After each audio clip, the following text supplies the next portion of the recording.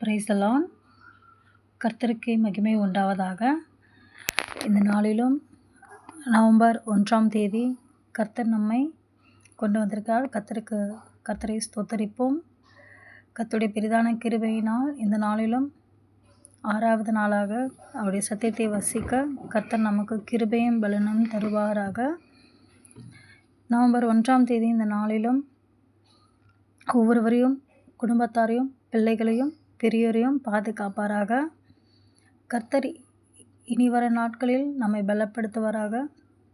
கடந்த நாட்களில் முழுவதும் கர்த்தர் நம்மை கண்மணி போல பாதுகாத்து வந்தார்.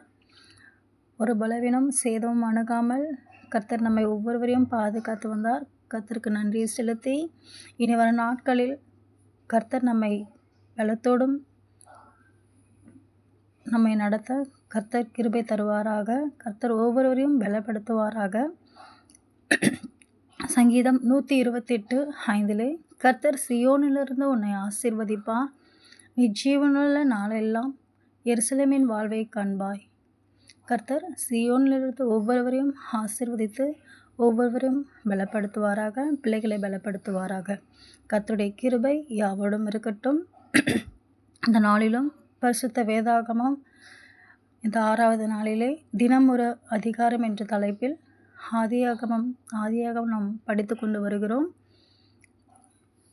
இந்த நாளிலும் ஆதியாகமம் 6ஆம் அதிகாரம் படிக்க கர்த்தர் நமக்கு கிருபையும் பலனையும் தருவாராக.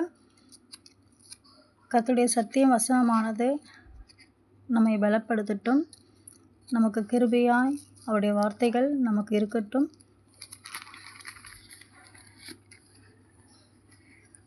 ஆதியாகமம் 6ஆம் அதிகாரம். மனுஷர் பூமியின் மேல் பெருகத் துவக்கி அவர்களுக்கு குமாரத்திகள் பிறந்தபோது தேவகுமாரர் மனுஷகுமாரத்திகளை அதிக சௌந்தரியம் உள்ளவர்கள் என்று கண்டு அவர்களுக்குள்ளே தங்களுக்கு பெண்களை தெரிந்து கொண்டார்கள்.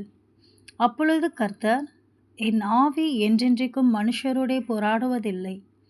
அவன் மாம்சம்தானே, அவன் இருக்கப் போகிற நாட்கள் 120 வருஷம் என்றார்.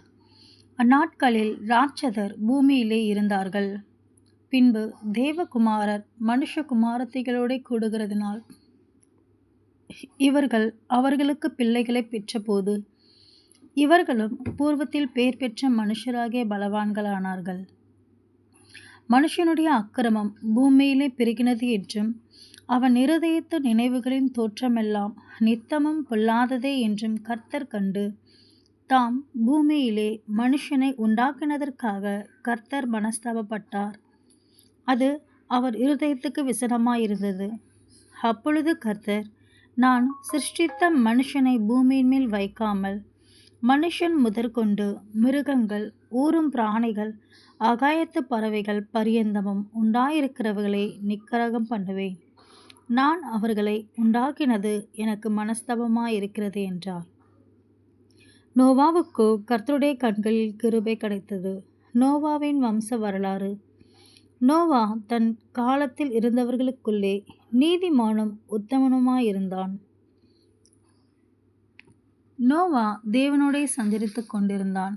நோவா சேம், காம், யாப்பேத் என்னும் 3 குமாரரை பெற்றான். பூமியானது தேவனுக்கு முன்பாக சீர்கெட்டதாயிருந்தது. பூமி கொடுமையினால் நிறைந்திருந்தது. தேவன் பூமியை பார்த்தார். இதோ அது சீர்கெட்டதாயிருந்தது. மாம்சமான யாவரும் பூமியின் மேல் தங்கள் வழியை கெடுத்து கொண்டிருந்தார்கள். அப்பொழுது தேவன் நோவாவை நோக்கி, மாம்சமான யாவரின் முடிவும் எனக்கு முன்பாக வந்தது. அவர்களாலே பூமி கொடுமையினால் நிறைந்தது. நான் அவர்களை பூமியோடு கூட அழித்து போடுவேன். நீ கொப்பேர் மரத்தால் உனக்கு ஒரு பேழை உண்டாக்கு.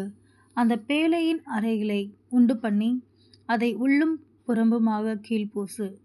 நீ அதை பண்ண வேண்டிய விதம் என்னவென்றால், பேழையின் நீளம் 300 முழமும் அதன் அகலம் 50 முழமும் அதன் உயரம் 30 முழமுமாய் இருக்க வேண்டும். நீ பேழைக்கு ஒரு ஜன்னலை உண்டு பண்ணி மேல் தட்டுக்கு 1 முழ தாழ்த்தியிலே அதை செய்து முடித்து பேழையின் கதவை அதன் பக்கத்தில் வைத்து கீழ் அறைகளையும் 2ஆம் தட்டின் அறைகளையும் 3ஆம் தட்டின் அறைகளையும் பண்ண வேண்டும். வானத்தின் கீழே ஜீவ சுவாசமுள்ள சகல மாம்ச ஜந்துக்களையும் அழிக்க நான் பூமியின் மேல் ஜல பிரளயத்தை வரப்பண்ணுவேன். பூமியிலுள்ள யாவும் மாண்டு போம். ஆனாலும் உன்னுடனே என் உடன்படிக்கையை ஏற்படுத்துவேன். நீயும் உன்னோடே கூட உன் குமாரரும் உன் மனைவியும் உன் குமாரரின் மனைவிகளும் பேழைக்குள் பிரவேசியுங்கள். சகலவித மாம்சமான ஜீவன்களிலும் ஆணும் பெண்ணுமாக வகை ஒன்றுக்கு ஒவ்வொரு ஜோடு உன்னுடன் உயிரோடே காக்கப்படுவதற்கு பேழைக்குள்ளே சேர்த்துக்கொள். ஜாதி ஜாதியான பறவைகளிலும் ஜாதி ஜாதியான மிருகங்களிலும் பூமியில் உள்ள சகல ஜாதி ஜாதியான ஊரும் பிராணிகளிலும் வகை ஒன்றுக்கு ஒவ்வொரு ஜோடு உயிரோடே காக்கப்படுவதற்கு உன்னிடத்திலே வரக்கடவது. உனக்கும் அவைகளுக்கும் ஆகாரமாக சகலவித போஜன பதார்த்தங்களையும் சேர்த்து உன்னிடத்தில் வைத்துக்கொள் என்றார். நோவா அப்படியே செய்தான். தேவன் தனக்கு கட்டளையிட்டபடியெல்லாம் அவன் செய்து முடித்தான். ஆமென். இந்த நாளிலும் பரிசுத்த வேதாகமத்திலிருந்து தினம் ஒரு அதிகாரம், ஆதியாகமம் 6ஆம் அதிகாரம் படிக்க கர்த்தர் நமக்கு கிருபையும் பலனையும் தந்தார். கர்த்தருக்கு ஸ்தோத்திரிக்கிறோம். இனி வர நாட்களில் கர்த்தருடைய வார்த்தைகளை நாம் வாசிக்க கர்த்தர் நமக்கு பலன் தருவாராக. இந்த நாளிலும் கர்த்தர் ஒவ்வொருவரையும் வாசித்த ஒவ்வொருவரையும் கர்த்தர் ஆசீர்வதித்து பலப்படுத்துவாராக. கர்த்தருடைய கிருபை யாவோடும் இருப்பதாக, உடைய பலன் யாவோடும் இருப்பதாக. நீரே ஆசீர்வதிங்க, ஒவ்வொரு பிள்ளைகளையும் பலப்படுத்துங்க. உடைய கரம் யாவோடும் இருக்கட்டும். எங்கள் ஆண்டவராகிய இயேசு கிறிஸ்துவின் நாமத்தினால் ஜெபிக்கிறோம். ஜெபம் கேளும் எங்கள் நல்ல பிதாவே. ஆமென்.